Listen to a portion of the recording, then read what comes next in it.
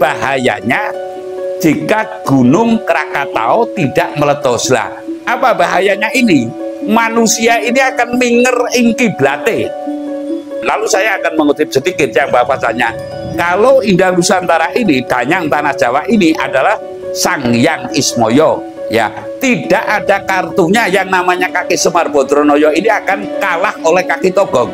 Ya, sekali lagi, tidak ada kartunya yang namanya Danyang Tanah Jawa atau Sang Hyang Ismoyo ini akan kalah oleh Togog. Nah, lah ini yang perlu pemahaman lebih jauh, sebab selama ini yang saya tahu manusia itu hanya ngaji atau ngapal ke ayat-ayat namun tidak ada penghayatan. Nah, manakala tidak ada penghayatan, niscaya tidak akan pernah ada penghajatan atau tindakannya. Umpamanya cerita beramal, cerita beribadah. Namun saya ingin mempertanyakan kepada diri saya sendiri yang bahwasanya berat apa tidak itu ngelakoni ngamal, berat apa tidak itu ngelakoni ibadah, gitu loh. Coba saja ngitung pawelinging kaki satu palon pamono swantara tapi ulo salam yo atur bagyo isuka nusantara.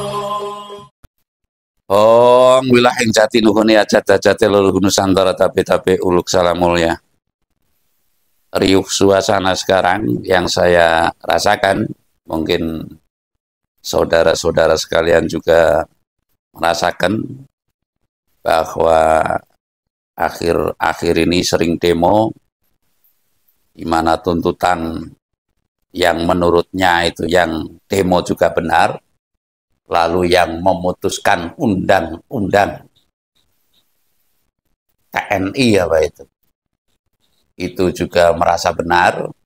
Jadi benar adu dengan benar. Lalu yang benar tentu menganggap satu sisi salah. Yang satu sisi yang merasa benar juga menganggap DPR salah lah mungkin. Kalau DPR juga menganggap mahasiswa salah gitu loh. Artinya ini saya mengatakan adalah teradunya antara benar dan salah. Nah, sehingga saya menyampaikan bahwasanya selama ini kita terperdaya oleh benar dan salah, surga dan neraka, pinter dan bodoh, kaya dan miskin. Jadi bulet ceritanya itu ya itu saja. Mendengar dari sosok ulama mungkin pasti bisa ditebak, ibaratnya bisa diterka lah secara bicaranya ya surga neraka kurang lebih. Tidak tahu becik sejatinya becik, atau kurang memahami ya. Kalau tidak tahu mungkin ya menurut saya terlalu kasar, namun kurang memahami bahwasanya manusia itu ya kadang-kadang benar, kadang-kadang salah, kan seperti itu. Kadang-kadang salah juga kadang-kadang benar. Yang ingin saya kutipkan bahwa seapik-apike menungso mesti ono lan alane. Sebaik-baik manusia pasti ada jeleknya, dan seburuk-buruk manusia pasti ada baiknya. Lah ini yang perlu pemahaman lebih jauh, sebab selama ini yang saya tahu manusia itu hanya ngaji atau ngapal ke ayat-ayat namun tidak ada penghayatan. Nah, manakala tidak ada penghayatan, niscaya tidak akan pernah ada penghajatan atau tindakannya. Umpamanya cerita beramal, cerita beribadah. Namun saya ingin mempertanyakan kepada diri saya sendiri yang bahwasanya berat apa tidak itu ngelakoni ngamal, berat apa tidak itu ngelakoni ibadah, gitu loh. Coba saja kalau orang Banyumas jajalo duduk 1 jam seperti apa? Cobalah duduk 1 jam itu seperti apa. Lah ini orang orang yang biasa melakoni seperti ini, niscaya akan merasakan jebule. Ya jebule itu ya padahal bahwasanya orang beribadah itu memang berat. Jangan hanya berkata ibadat namun tidak melakoni. Yang saya maksud itu ya ayat mesti dihayati dan lalu dihajati. Umpamanya memberi. Memberi ini berat nggak? Beramal itulah. Memberi berat nggak? Jangan hanya berkata sedekah tapi praktikkan itu sedekah lah. Niscaya kalau sudah sampai kepada ucapan sing tidak bulpiri, ucapan yang tidak jarkoni, bisa ngajar orang bisa ngelakoni, ini niscaya semua akan menyerah pada tahap berbicara saja. Untuk melakoni niscaya akan sangat berat. Dan lalu saya akan menyampaikan juga bahwasanya sekarang itu banyak sekali cerita kebaikan, namun tidak ada cerita menumpas keangkaramurkaan. Yang saya maksud, saya akan berulang-ulang menyampaikan bahwasanya manusia hanya mampu berbuat baik toh. Ya, sekali lagi, manusia itu hanya mampu berbuat baik. Dan padahal ketika berbuat baik itu tentu masih ada tendensi atau keinginan, ya kan? Kalau berbuat baik tidak dipuja, biasanya berhenti dalam berbuat baik. Kalau berbuat baik tidak dipuji, ya niscaya akan berhenti dalam berbuat baik dan lalu tidak dihormati dan lalu tidak diajeni lah secara kasar. Ya saya mau memberi, namun ada kapital saya memberi ya mesti kembali. Nah setidaknya tidak mau kembali dari yang diberi, mengharapkan dari ilahi. Nah ini juga masih keliru. Ibaratnya memberi ya memberi apa? Ngelantari. Kalau saya berkata memberi saja ini pamali dalam penghayat atau orang kapitayan ya, yang namanya memberi ini saja saya mengaku memberi ini sudah nggak pas. Artinya saya hanya membukakan pintu. Ini saya talang. Ya talang otomatis teles, namun mesti di situ tidak ada genangan. Walaupun ada genangan di talang air ibaratnya itu hanya sedikit. Nah saya akan menyampaikan karena bingar-bingarnya manusia berbuat baik namun tidak pernah berbicara menumpas keangkaramurkaan pada dirinya. Artinya hanya mampu amar ma'ruf, kalau kata Pak Kiai tidak mampu nahi mungkar atau menumpas keangkaramurkaan. Lah ini yang menurut saya ya sudah berhenti sampai di situ. Ceritanya surga neraka pinter bodoh ya, senang susah lah kan mentok. Lah tidak memahami, menghayati persis bahwasanya manusia kadang-kadang pintar, kadang-kadang bodoh karena lupa ya kan.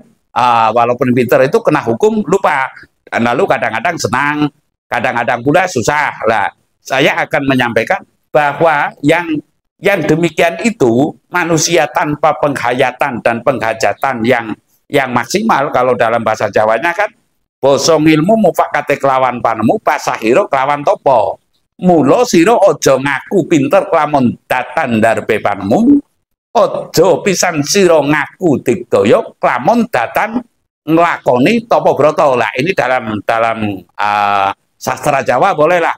Dalam sastra Jawa dikatakan demikian. Lah sekarang sudah tidak ada yang namanya ngelmu iku kelakone kanthi laku. Lakune lawan kas. Itu nyaris nggak ada. Adanya ya ayat-ayat tertentu yang mengatakan surga neraka kalau kamu berbuat baik. Lah tidak ada cerita yang numpes durangkara murka inilah. Saya topik besarnya karena manusia yang bisa menghubung ke arah sana ya, menghubung ke arah kegaiban, dan kegaiban itu mesti selalu dicerita kepada anak cucu. Karena apa? Manakala kegaiban ini tidak dicerita kepada anak cucu, niscaya sudah tidak ada lagi yang percaya adanya yang gaib. Padahal yang menciptakan hidup, kita hidup itu saja itu karena gaib, karena ada peran sukma pada raga kita sehingga kita hiduplah. Yang namanya Tuhan itu maha gaib. Ketika sudah tidak mempercayai adanya hal yang gaib, niscaya manusia hampir semuanya tidak percaya adanya Tuhan yang Maha Esa. Lah, makanya cerita gaib ini harus diceritakan secara run-temurun, namun kegaiban yang sejati, jangan kegaiban yang jin setan pri prayangan ini banaspati wewe gombe, itu bukan seperti itu. Artinya kegaiban laku lajering sukma. Kalau saya mengatakan, saya akan menyampaikan bahwa intinya manusia yang sudah nurweng gaib. Nurweng gaib itu ya wikan mancing halus. Wikan mancing halus ya bisa berbahasa dengan halus. Yang namanya rasa, perasaan itu kan halus ya. Bahasa ngilmu mufakate kelawan panmu, bahasa hiro kelawan topo, tegese topo tapas panas hanik sobadan mangreh sariro supaya peper hawa nafsune. Lah di situ intinya manakala manusia sudah peper hawa nafsunya, saya bisa terhubung dengan hal yang gaib. Namun tidak setiap saat, ya. Ada kalanya ketika kita tidak memper hawa nafsune, kita yang nggak bisa terhubung dengan hal yang gaib, gitu loh. Ya mana mungkin ya seperti Bung Karno itu tidak pernah berhubungan dengan yang gaib, tentunya pernah. Namun kan tidak asal ngomong, oh baru ketemu dengan ini, baru ketemu dengan, enggak seperti itulah. Ini saya berdasarkan kegaiban yang sejati, saya akan menyampaikan bahwa ada sabda dari Dahnyang Tanah Jawa. Sekali lagi, ada sabda dari Dahnyang Tanah Jawa dan Ratu Pantai Selatan yang intinya di situ ya adalah bahasa mistik. Semestinya saya mengatakan bahayanya manakala gunung meletus ya. Lah ini bahayanya jika gunung Krakatau tidak meletus. Sekali lagi saya menyampaikan bahwa bahayanya bila mana gunung Krakatau tidak meletus. Lah ini kan kebalik, artinya semestinya ini tidak disampaikan dengan kata-kata bahayanya jika gunung Krakatau tidak meletus. Semestinya bahaya gunung Krakatau akan meletus. Namun bahasanya adalah bahayanya jika gunung Krakatau tidak meletus. Lah, apa bahayanya ini? Manusia ini akan minger ing kiblate. Minger ing kiblate itu ya sudah tidak tahu kiblat dalam arti kiblat. Kalau dalam bahasa Jawa kan sedulur papat kelima pancer ya. Kiblatnya itu adalah diri kita itu sendiri, bukan kiblat itu diartikan sekedar arah barat ini enggak. Namun kiblatnya adalah pancering diri kita itu sendiri, yaitu laku lajering sukma. Ya, perjalanan sukma ini adalah moh nglarani, moh dilarani, lebih apik dilarani timbang larani. Paling baik itu sudah disakiti masih bisa memberikan bebungah atau ya bebungah, kebahagiaan bukan hadiah ya, bebungah, rasa bisa menyejuki kepada yang menyakiti kita, itu yang paling baik. Lah, saya dalam kali ini akan menyampaikan manakala menurut beliau Danyang Tanah Jawa dan Kanjeng Ratu Kidul ya, bahwa bahayanya jika gunung Krakatau tidak meletus, niscaya angkara di muka bumi ini ya gelah-gelahing bawono lek-leking jagat. Sekali lagi, gelah-gelahing bawono leteking jagat itu akan merajalela. Lah, saya mengutip, artinya saya nalarkan, ini saya nggak menakut-nakuti. Saya itu menalarkan bahwasanya sekarang sedang gaduh ya, sedang gaduh antara PIK 1, PIK 2 yang konon ceritanya sampai dengan rencananya akan sampai ke PIK 9. Lah, inilah mungkin yang dikatakan oleh beliau kegaiban Danyang Tanah Jawa ini, bahwasanya mungkin leteking jagat gelah-gelahing bawono. Kategorinya adalah demikian. Sebab apa? Siapa yang bisa menciptakan bumi? Berani-beraninya kamu mengakui bumi, ya kan? Lah ini secara rasio, makanya saya mengatakan bahwasanya lah ini adalah bahayanya bila mana Krakatau tidak meletus, Nusantara niscaya akan dikuasai oleh keangkara murkaan. Sekali lagi, Nusantara atau tanah Jawa ini akan dikuasai oleh keangkara murkaan. Lalu saya akan mengutip sedikit yang bahwasanya kalau Indah Nusantara ini, Danyang Tanah Jawa ini adalah Sang Hyang Ismoyo. Ya, tidak ada kartunya yang namanya kaki Semar Bodronoyo ini akan kalah oleh kaki Togog. Ya, sekali lagi, tidak ada kartunya yang namanya Danyang Tanah Jawa atau Sang Hyang Ismoyo ini akan kalah oleh Togog. Yang dikarenakan Togog ini digambarkan indahnya adalah Cina Landa. Ya, Kalau mohon maaf Betara Guru indangnya adalah Timur Tengah. Jadi tidak ada kartunya yang namanya kaki Semar akan kalah oleh kaki Togog dan atau oleh Betara Guru.